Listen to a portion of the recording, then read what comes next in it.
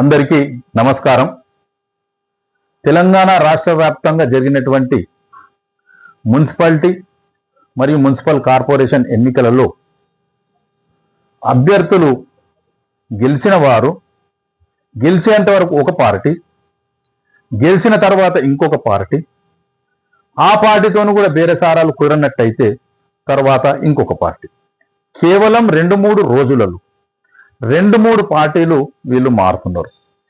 ప్రజలు వారిని నమ్మి, ప్రజలు పార్టీలను నమ్మి ఏదైతే అధికారం వాళ్ళకి ఇచ్చిండ్రో వాళ్ళ యొక్క నమ్మకాన్ని వమ్ము చేస్తూ కేవలం తమ ఆర్థిక ప్రయోజనాల గురించి, తమ అధికార వ్యామోహం గురించి సమాజాన్ని, ప్రజలను వీళ్ళు మోసం చేస్తారు. కాబట్టి సమాజంలో ఉన్న పెద్దలందరికీ మనవి చేసేది ఏంటంటే, దీనికి ఎక్కడో ఒక దగ్గర ముగింపు పలకాలి. ఈరోజు మున్సిపాలిటీలో అయిన ఈ వ్యవహారమే రేపు అసెంబ్లీ ఎలక్షన్లలో కూడా కావచ్చు. మ్యాజిక్ ఫిగర్కు ఒకరిద్దరు సభ్యులు ఎక్కువ తక్కువ ఉన్నప్పుడు ఇదే బేరసారాలు జరిగి ప్రజల నమ్మకాన్ని వమ్ము చేసే అవకాశం ఉంది. కాబట్టి దీనికి ముగింపు పలకవలసిన అవసరం ఉంది.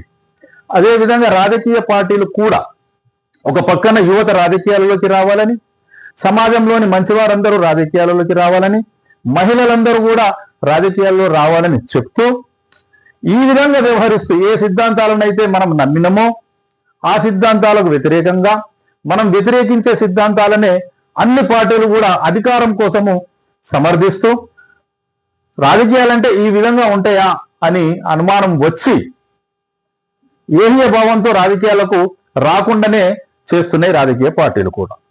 ఒకనాడు అటల్ బిహారీ వాజ్పేయి గారు కేవలం ఒక ఎంపీ మద్దతు లేనంత మాత్రాన ఆయన తన ప్రధానమంత్రి పదవికి కూడా రాజీనామా చేసిండు. అటువంటి గొప్ప గొప్ప వ్యక్తులను చూసి మనం ఏం నేర్చుకుంటున్నాం?